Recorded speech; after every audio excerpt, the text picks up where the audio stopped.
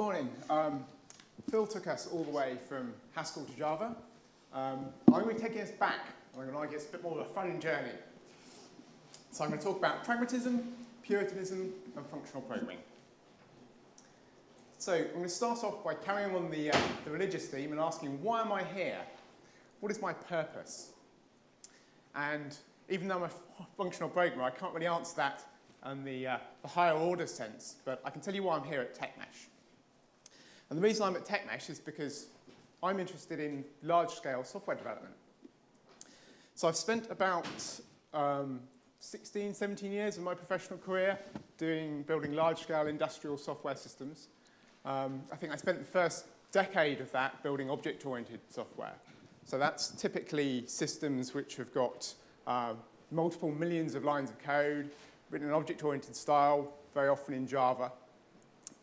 And over time, I've seen systems like that. I've seen them be born, I've seen them evolve, and I've seen them die. And I've come to the conclusion, as I think of quite a lot of people, that at the end of the day, software development of large-scale systems in industry is basically broken. The main problem that we have in the software industry today, I would argue, is not the multi-core revolution. The main problem we've got is that we still don't know how to build large-scale software systems and have them work. So why is that? At the end of the day, it's because the systems we build, the programs we build, are too complex. They're simply too hard to understand. And what happens is that as systems get harder to understand, the costs of maintaining them and evolving them go up. And they get slower to evolve and respond to change. And as a result of that, developers become under more time pressure, and you end up getting more bugs creeping into the systems. So my purpose here at TechMesh today is to give you my perspective on how functional programming techniques can help us in industry. And to do that, I'm going to be drawing on the more recent part of my career, which has been focusing on an industrial functional programming system. Now, this is a bit smaller than some of the other systems I've worked on, so it's probably of the order of a few hundreds of thousands of lines of code. But it's still a system with developers scattered around the world, and we can draw useful conclusions from that, I would argue. I think it's probably one of the larger commercial Haskell systems in the world at the moment. So I'm going to talk about Haskell. And I'm going to argue that Haskell makes our programs simpler to read and simpler to write. And these two things are not equally important. It's far more important that your software be simpler to read and simpler to understand.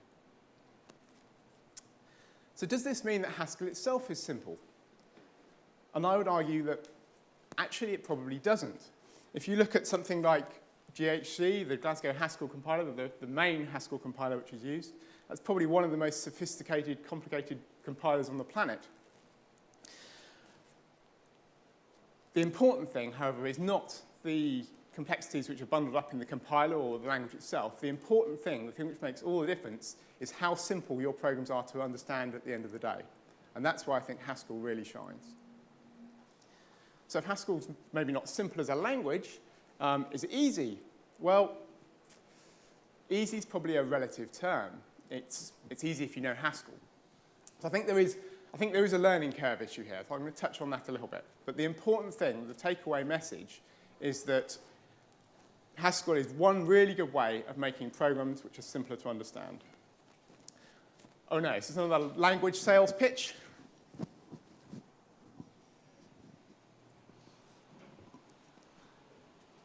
The point I'm trying to make with this slide really is just that what I'm interested in is not languages. I'm interested in software techniques. So if you want to think of it this way, you can think of it as I'm going to be talking about the language features that I'm going to demand in the next programming language I use after Haskell. I'm already looking at a couple there. So what is it that's important about functional programming? At the end of the day, I think there's only one thing that's important about functional programming, and it's none of these things. It's the fact that functional programming lets you write programs which are simpler to understand. These guys are important because they're the main ways that functional programming lets you do that. So today I'm going to be focusing just on purity and type systems, and we'll see some examples of how they help. But I want to try and have a bit of balance in this talk as well, and I want to talk about what it is that makes functional programming hard to learn, talk a little bit about the learning curve. So I was thinking, and I tried to come up with a list of what things is it that actually makes functional programming to be hard to learn. And this is the list I came up with. So I'm going to talk about the first two things, about purity and type systems, some of their benefits, some of the pitfalls, and some things about the learning curve involved.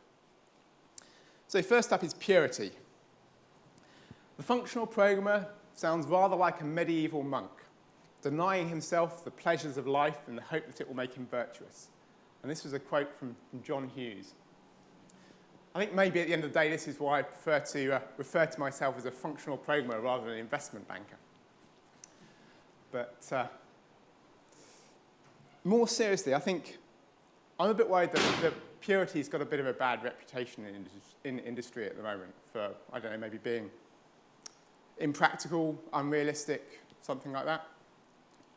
And I'm going to argue that might have been true about 30 years ago when this was written, but it's certainly not true today, and it's not been true for more than a decade.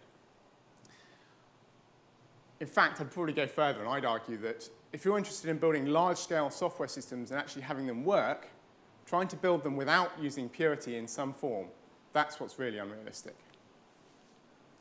So, large-scale systems, how do we go about building them? At the end of the day, we build them out of bits, or chunks, as I'm going to refer to them here. And when we do this, we're really interested in a couple of different things. We're interested in the results we get back from a chunk, so we're interested in the Y and the Z we get here. And we're interested in what it is that a chunk does, because at the end of the day, there's no point in calling chunk 3 or chunk 4 if you're not going to get a result unless it has some kind of a side effect. So I'm arguing that the really important thing is that your programs become simple to understand. So I want to look at some small bits of code and try and do some understanding of them. We're going to try and read the bits of code. We're going to ask some very simple questions and see if we can come up with the answers. So the first scenario is we're going to imagine we're trying to ship the very first version of our software. We're up to version 0.9, we're in our final beta releases, and we get some user reports that come in and say that basically you work out that value Y is wrong in our software. So we need to go in and we need to debug this. We need to track down where could this problem be coming from. And quite clearly, we look at this, and clearly there could be a problem in chunk 2. So we're probably going to have to look at the code for that and read it and try and find a problem. But could it also be in chunk 1? And the answer is we simply don't know. There could be some mutable state involved, which could be upset by chunk 1, which causes chunk 2 to give the wrong result. So simply by looking at this code, we can't tell whether we're going to have to investigate both bits of the software there, both chunk 1 and chunk 2. And every time we ask one of these simple questions and we come up with an answer of don't know, that's basically a fail. It's a failure of us trying to understand our system. So I'm going to see a couple of other examples now. We're going to assume that we've solved this bug. We've made it all the way to version 1 of our software. Our users are happy. There's no bugs at all. And in fact, it's so successful, we come up with a follow-up release of the software. We're going to make it all the way to version 2. Sadly, with version 2, we introduced some new bugs, or one new bug in particular. And the question is, we're going to have to go through our changes to our system, and we're going to have to try and work out which changes could possibly have introduced this bug. And so this is the first change. The first change here, we've swapped the first 2 lines around. So now we call chunk 2 rather than chunk 1 first. And so the question is, could this possibly have caused the problem? And, well, again, there may be some mutable state involved in something like that. So we just don't know whether that caused the problem or not. So how about if I tell you that there's no mutable state involved in chunk 1 or chunk 2? Can we then say that this was a safe change? Can we rule it out as the possible cause of our bug? And the answer, of course, is still no. Because maybe these chunks, maybe they didn't have any mutable state, but maybe they were doing some I/O. So maybe they were both writing to a file or something, and clearly if you write to the file in a different order, that could cause a problem in the system. So how about if I tell you that there's no state, there's no I/O, could we then say this was a safe change? And of course, sadly, again, the answer is still no. The example here might be maybe both chunks would raise exceptions, and in version 1 of the software, the exception from chunk 1 was being caught and handled, and the system was carrying on and everything was fine. Whereas in version 2 of the software, we now get the exception coming out from chunk 2. And maybe that's a different kind of exception. And maybe the exception handler can't handle that. And maybe that causes the problem. So just the mere presence of exceptions in the code could cause this to be an unsafe transformation. So again, we're asking the question, could this have changed the behavior of the system? And the answer is we don't know. We're going to look at one more example change here. This change is an optimization. So in version 1 of the software, we called chunk 4 twice. In version 2 of the software, we only call it once and use the result in 2 places. So could this possibly have caused the problem? Well, again, of course, the answer is we don't know. Because what we don't know in this case is whether in version 1 of the software, whether we were getting 2 different results back from each of our 2 invocations of chunk 4. In version 1, were X and Y the same? We don't know. So maybe we attach a debugger. Maybe we go and investigate version 1 of our software, and we look at it, and we look at the results that we're getting back into X and Y every time we enter this fragment of the code. And we see, as far as we can tell, each time they are the same. And maybe that's good enough for us. Maybe we're going to say, yeah, fair enough. Can we then assume that this was a safe change? And of course, no, because we have the same issues with mutable state as we had before. So maybe there's mutable state in chunk 4, and maybe that doesn't cause the results of chunk 4 to be different, but that could quite easily cause side effects in other parts of the code. So we still can't say that this is a safe change. And at the end of the day, the problem here is just that we don't have enough information to reason about our code, to be able to understand it and answer even simple questions about it. And worse than that, the problem is the information we need is hard to get hold of. So the only real effective way you can get hold of this information is by going and looking at the code, reading the code for chunk 1, reading the code for chunk 2, reading the code for chunk 4. And of course, then you have to read all the code for all of the chunks that they call, and all of the chunks that they call too, and so on. And if you're working in any kind of real-world system, which has got millions of lines of code in it, this rapidly becomes completely impractical. And so what ends up happening is that even with the most experienced, most diligent developers in the world, they can't possibly read all of the code which is necessary to answer their questions effectively. And so, inevitably, they end up having to guess. Now, if you're building a system and you've got really good, really diligent, really experienced developers, they're going to guess right most of the time.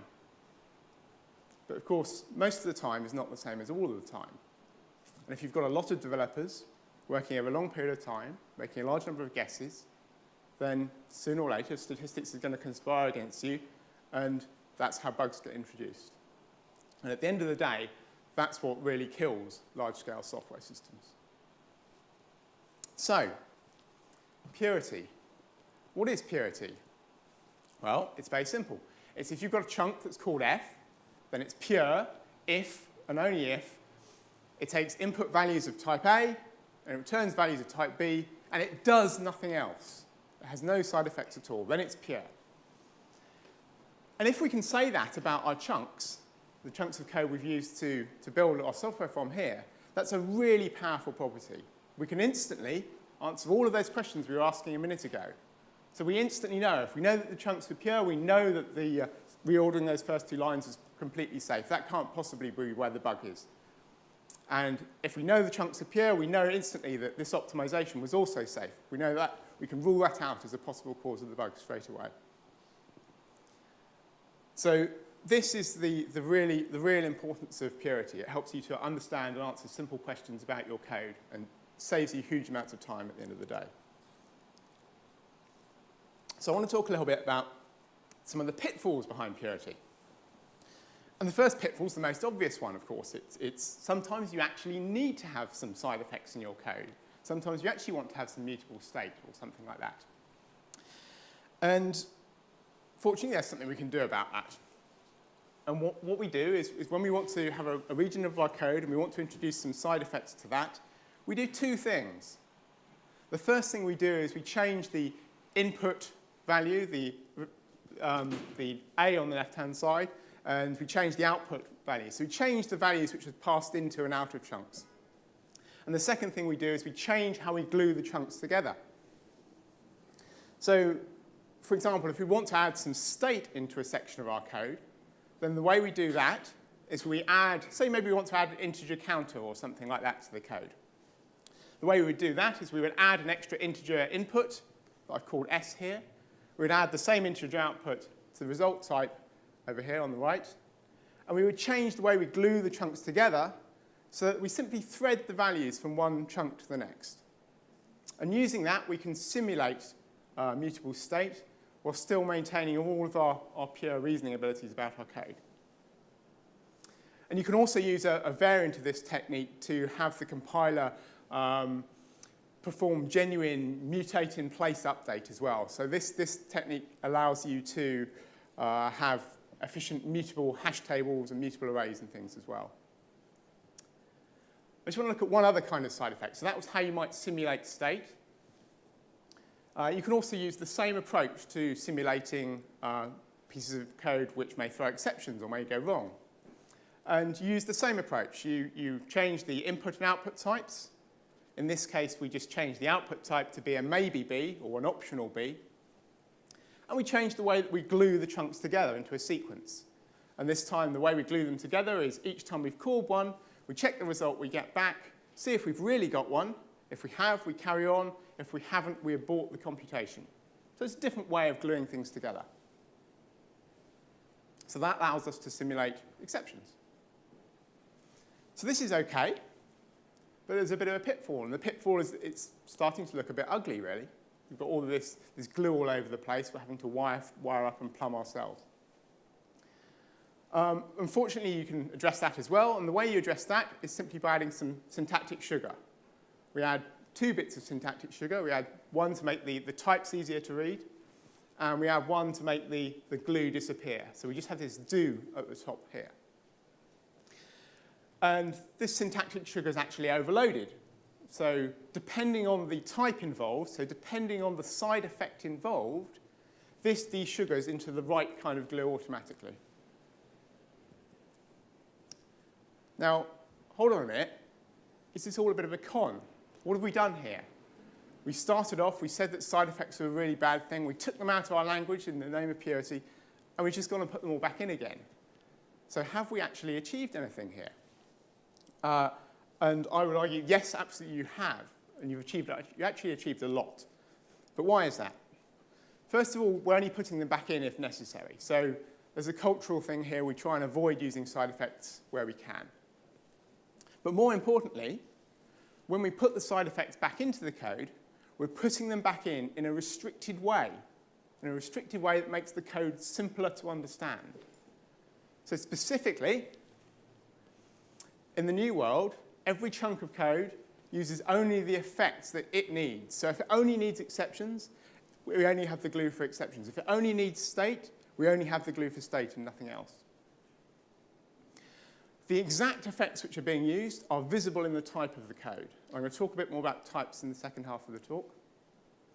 And the final benefit is that you actually get control over how different effects interact. So there's actually a number of different ways that you could make use of both exceptions and state at the same time. In normal languages, which bake them into the main language, any mutable state changes you have are persisted if an exception is raised. So the state changes have still happened. In Haskell, you get a choice. You can do that, or you can do it the other way around and make sure that no side effects no state changes happen in the case of exception. So that can sometimes be useful. But the more important ones are the first two, because they make the code simpler to read, simpler to understand. So the second pitfall I want to talk about is about equality.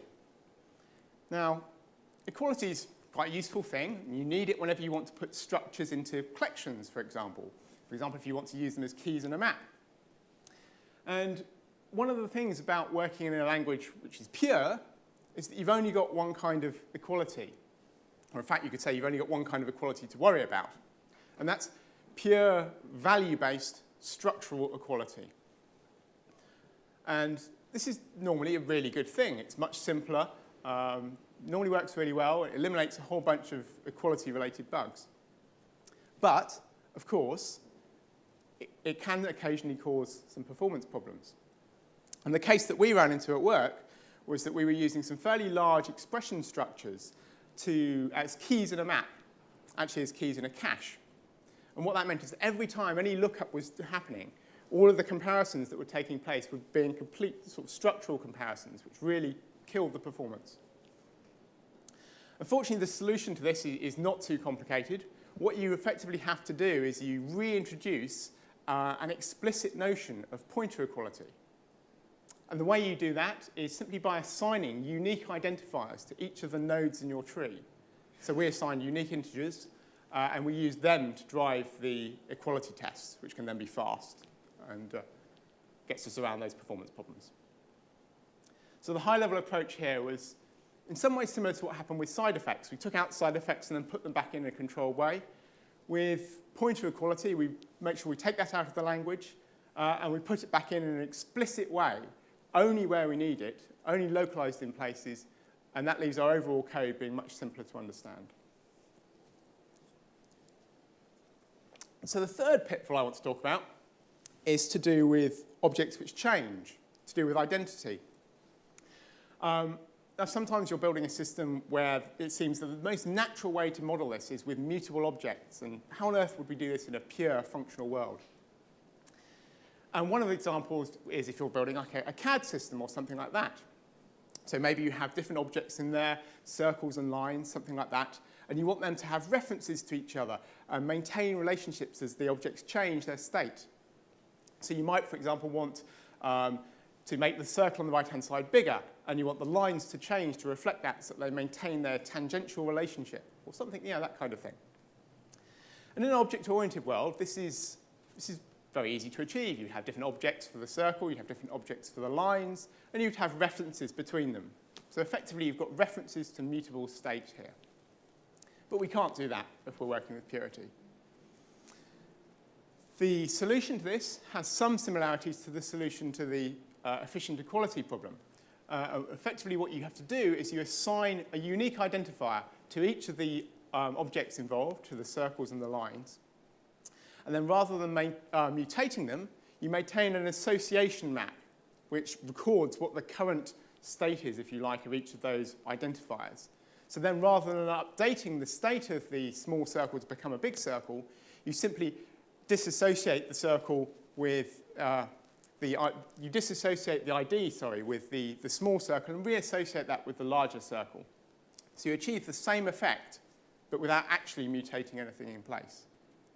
And in some ways, this has similarities to the approach which is taken in relational databases. So again here, we've taken identity out of the language, and we've put it back in again in a restricted way. And that's the approach we've taken with all of the first three pitfalls. We've taken things which make our code harder to understand, removed them, and then put them back in a controlled manner. And that enables us to avoid these pitfalls. There's one which I think is a bit harder to avoid, though, and that's the learning curve. And it's been my experience that learning to think and program with purity as your default model is not something which didn't come naturally to me anyway. I think a lot of functional programming zealots would probably say that, no, purity is the natural way to reason about things. This is how mathematics works, for example. But my experience is slightly different. I think people tend to naturally feel more at home in a stateful, mutating, updatable world. And so there is a bit of a learning curve there. But I would say that it absolutely does become natural with some practice. And further than that, I'd say the benefits you get from, in terms of improving the understandability of your code, are so important that I think we're all going to have to learn how to do this in industry. So that's purity. I want to talk a bit now about type systems. And by type systems, I mean static ones. So This is the point in the talk where I put on my Crusaders costume and I wander onto the bloodiest battlefield in programming language debate. And what I'm going to say is that statically typed languages are dynamically typed languages with just one difference. And that difference is they've got an extra feature. And that extra feature is that whenever you're making a classification in the language, whenever you decide you want to distinguish between two things, you have a choice. You can make that distinction statically or dynamically, at compile time or at runtime. An additional difference is they typically tend to make use of this feature in their standard libraries. But that doesn't have to be the case in principle. So we're going to look briefly at how Haskell works. In Haskell, bool is not a type which is built into the language. It's a type which is defined in the standard library. And the point I want to get across here is that there are two sides to data definitions, data type definitions in Haskell. There's the left-hand side where we've got bool, and this introduces the static classification. So we're introducing a new static classification here. And then there's the right-hand side, and that's the dynamic side. And we're introducing some runtime tags here, if you like, which is true and false, and they're distinguished only at runtime. And in the normal standard libraries in Haskell, we have the other basic types are treated as other separate static classifications here. But in principle, you could quite happily have an alternative standard library for Haskell that worked like this, where you only have a single static classification. So from the static point of view, everything looks the same. And all of your basic types are distinguished solely at runtime, solely dynamically. And then you start to get behavior which is much more like a dynamically typed language. And you're absolutely free to do that. It just happens the standard libraries don't do that by default. I want to give a concrete example of how this works with a slightly higher level type. The example I want to talk about is file paths. Now, when it comes to file paths or just plain strings, the first choice you've got is to make no distinction between these at all. You could just choose to represent them as strings, and if you do that, then you'd have an operation for maybe appending these things together that would insert a slash delimiter or something, and it would look like this, and you would invoke it like that, and that would be fine. Of course, if you try and do this, if you accidentally pass in the text of your first novel instead of a directory path here, then again, you're going to get no error. Now, not only are you going to get no static error, you're actually not even going to get a runtime error at the point you try and append these paths. And you might decide you don't particularly like that. And if you do, then you might want to make a distinction between strings and paths, and you might decide to make this distinction at runtime. And if you do, then the way you do that is by working on the right-hand side of the data type declaration. You add a new tag on the right-hand side for path, which is separate from the runtime tag for string. Then if you try and invoke the append operation like this, then the append path operation can look at the tags, detect it's been passed in the wrong one, and give you a dynamic error at the point you try and append the paths. Now, of course, you might decide that you'd like to know even earlier than that. So you might decide you want to make this distinction, but you want to make it as a static distinction. And to do that, you instead add a new static classification called path, a whole new one of its own. If you do that, then you describe your literal paths look something like this. Their types are in yellow, so they just have a static classification of path as opposed to a value, which everything else has. Your append operation then has a static classification like this, which statically enforces its given paths. And then if you try and do this, then you get a static error at compile time. And you could correctly invoke it like this. So the point is that with a static type system, you have a choice about whether you make this distinction statically or dynamically. However, you might want to go a bit further, because even with our static distinction, we get no error when we try and do this, where we actually make use of a file as our first, rather than a directory path to start with, and we try and append two files together. So we might decide we want to make another distinction. So we've distinguished now between strings and paths in two different ways, statically and dynamically. We now might want to distinguish between file paths and directory paths. Or we might, again, choose to do this at runtime. If we choose to do it as a runtime distinction, we do it by working on the right-hand side of the declaration. So we add a new tag. So we split the tag for file paths into two, one for file paths and one for directory paths. And if we work like that, then we invoke the append operation like this, and because we're passing in a file path, the append operation can detect this and give us a dynamic error. So if instead we wanted to do this, make a static distinction, then we would start off with what we had before, so the single static type. We would amend it. We would add a new type variable here. There's actually a couple of ways of doing this. I'm only going to give one. So this example here, we add a new type variable on the left-hand side of our declaration on our static classification here. And so this changes it from defining a single static classification into defining a whole family of different ones. And in this particular case, there's only going to be two members in this family. So we're going to effectively be defining two static classifications with this one declaration. That then means that our literals acquire new static classification types like this. So before they were just path. Now they're path dir and path file as appropriate. And our append operation now acquires this type, which statically enforces that the first argument has to be a directory path. So the whole point of this is that static typing really is a sliding scale. You choose, if you have a static type system, how much classification you want to do statically and how much you want to do dynamically.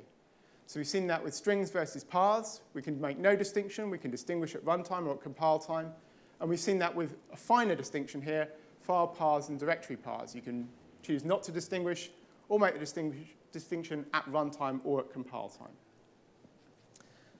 So the benefits of static type systems, clearly they make your code simpler to write. We've seen that they allow us to detect errors earlier. But more than that, with Haskell at least, they're almost always the very first thing you write. So we use them as a statically checked design language. In addition to that, they're really useful when it comes to refactoring. You can almost turn your brain off when you're refactoring code. You make a change, then you get a whole list of all the other places you need to change as well. They help out IDEs, and they help out performance. But none of these are the really big benefit of static type systems. The really big benefit of static type systems is that they make your code simpler to read. They make it simpler to understand. And this is what I was arguing was the huge problem with large-scale industrial software systems. Static type systems are a godsend here.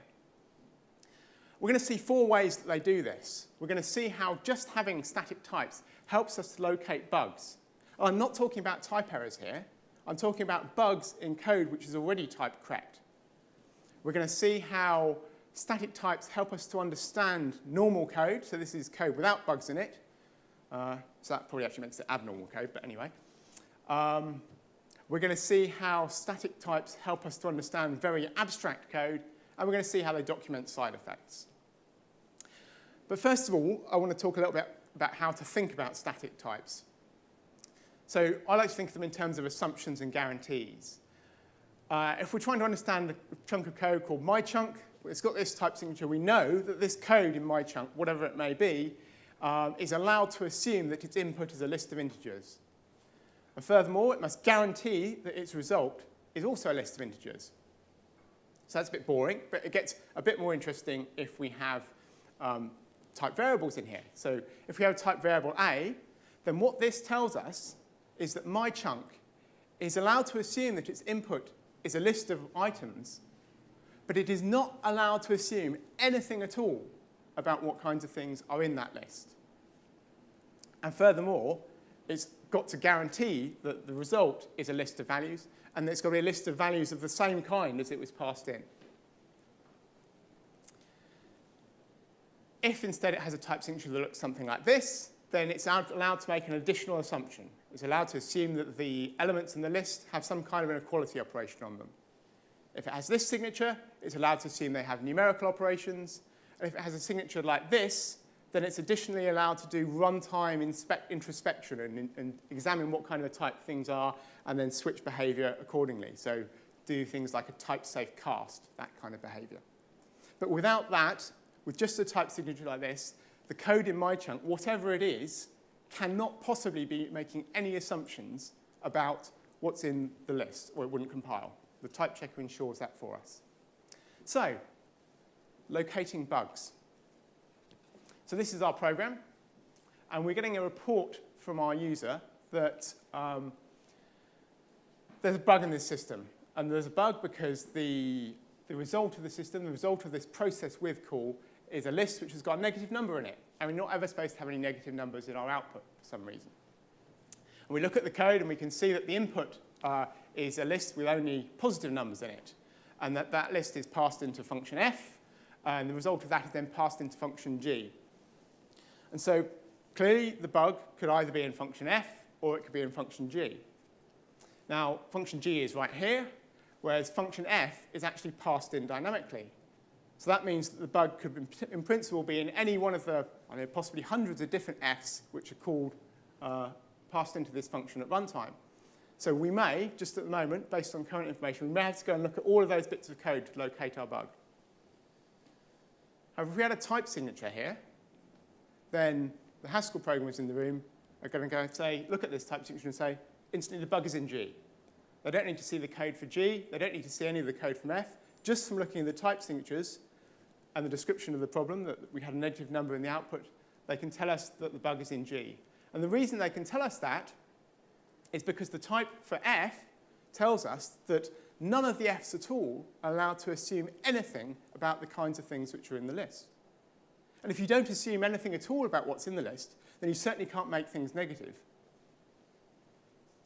So what would happen if we had this type signature instead? If G also had this type signature, which takes a list of A's to a list of A's? Well, with this type signature, it's absolutely impossible for process with to ever return a list with a negative number in it. So if this is the type signature, then we know the user has made a mistake in their bug report, because at the end of the day, the type checker does not lie. So that's locating bugs. So for this example, we're going to try and understand some code and see how the type system can help us with that. So here's some code, and this is actually some pretty nasty code. And therefore, it's actually probably fairly realistic if you're working in a large-scale system. So it'd be a relief to know we're not going to try and read it. Instead, what we're going to do is we're going to look at a number of different type signatures for this code and see how the type signatures alone allow us to infer different things about the code without even looking at this. And all of these type signatures are going to be valid, ones that the programmer could have written, and I'm going to argue that some are better than others. So if we say this is the first one, then this type signature tells us this chunk of code takes two lists of pairs of integers and returns another list. Now, this gives us a bit of information. It tells us we're working on lists, and we wonder what the code might possibly be doing. It could be multiplying all of the numbers by 10, for example. It could be appending those two lists together to make the result list. So we've got a bit of information, but we can't deduce too much from that type signature alone. If instead the programmer had given the type signature, this type signature, which is equally valid, then we, as the person reading the code, could instantly infer a whole bunch more. We know now that this code, whatever it is not multiplying any of the numbers by 10 because it's got no numerical operations it can possibly do. It could still, however, still be appending those first two lists together. It could be swapping the elements of the pairs around. It could be maybe taking an intersection of them, or it could be maybe just maintaining all of the pairs where the first and the second elements are the same. It could be doing any of those things. So we get a bit more information with this type signature, but this isn't the best type signature. The best type signature to give this function is actually this one here. And this is actually the one that GHC's type inference would infer. And so now we can see that there's actually three different type variables involved, A, B, and C. And this tells us that this piece of code is not allowed to assume anything about the relationship between A, B, and C. It's certainly not allowed to assume that they're the same type.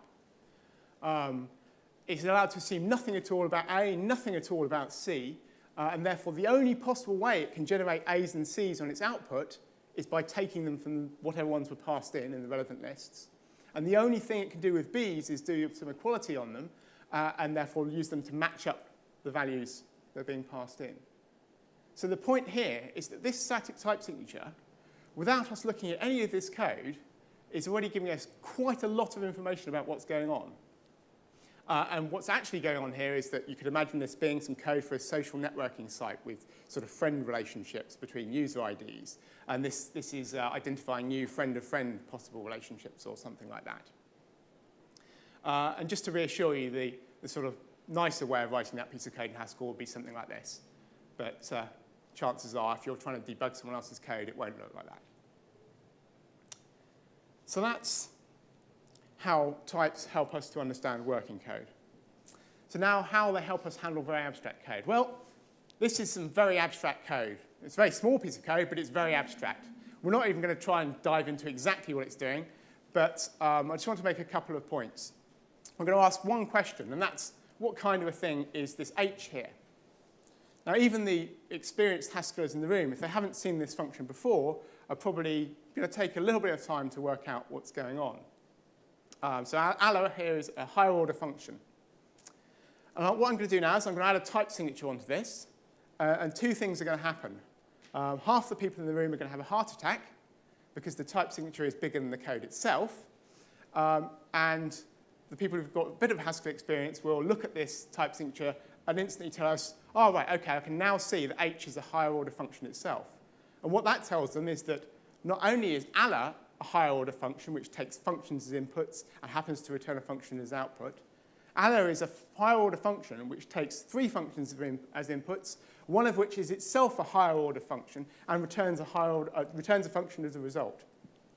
So allo is a higher order function which operates on other higher order functions. And the point I'm just trying to make here is that trying to write code at this level of abstraction without a static type system to help you is really, really hard. And if you manage it, pity the poor person who's got to then try and understand and decipher that without being able to lean on the type system to help them understand what's going on. So the final thing I want to look at is with how types help us with side effects.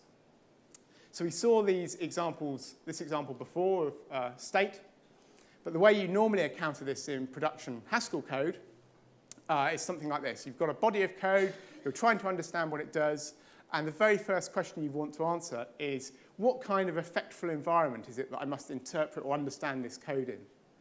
And the way you do that, the very first thing you do is you jump straight to the top and you look at the type signature. And here we can instantly see from the type signature, there are no side effects in this code apart from state. And more than that, we can see that the only kind of state which is being manipulated, or the only piece of state which is being manipulated, is a single integer and a single Boolean. And so then we have that in mind when we read this code. If instead the type signature looked like this, then it's a more side-affecting piece of code. And this type signature tells us that there's still some state in here. This time it's state of type connection. The code is reading some configuration information from a local environment of type config. And the code may raise some errors or exceptions. And if it does, then they will be of type DB error. So then we can have all of that in the back of our head as we read through this code.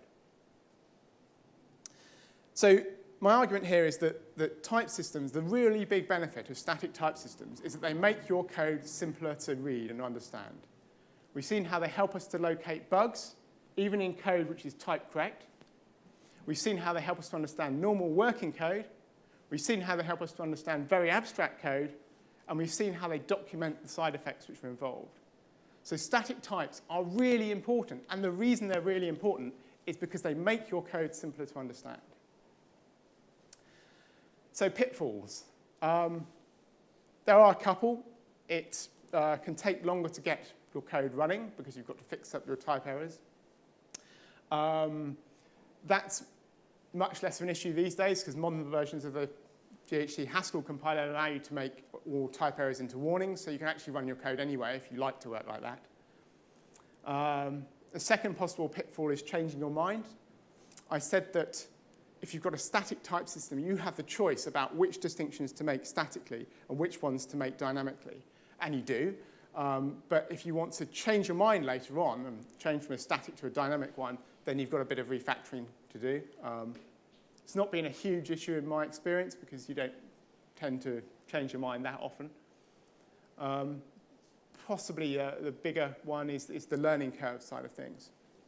And that's if you're working in a language which has got a really sophisticated static type system, and Haskell's or GHCs at any rate is pretty sophisticated, then you've almost got an entire second language to learn. You've got to learn the normal dynamic language, the dynamic behavior. You've got to learn the static language too, and the constraints and what they mean and how to interpret them. But again, I would argue this is really not a big problem, and the reason for that is this whole sliding scale thing. And that's that you choose how much static typing you want to do.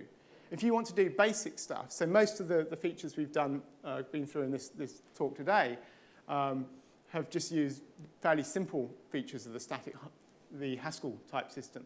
And we still managed to get really big benefits in terms of making our code easier to understand. So it's really, you choose to do as much of this stuff as you want. If you want to do really complicated, sophisticated static classifications, you can do that. But you pay as you go, really. So the summary, the point I want to make is that the single reason that functional programming is important, functional programming techniques are important, is that they let you make your code simpler to understand. And that's what lets you build big systems more reliably. Purity and types are the two most important ways that functional programming languages can help you do this. Thank you.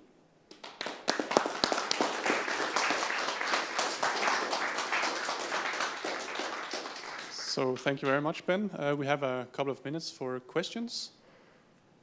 Yeah.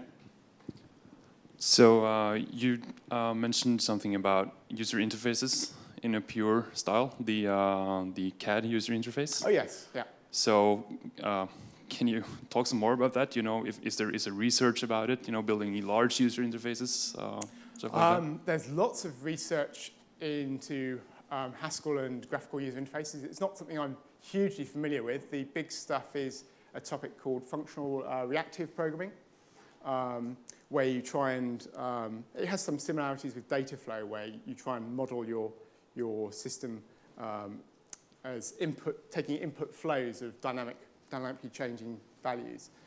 And that can make things simpler to describe. There have been some efficiency problems with that, so there's research in that area. But in my line of work, we don't build any GUIs in Haskell. So this was just personal experimentation, really. Yeah. As you mentioned Haskell is also a dynamic language.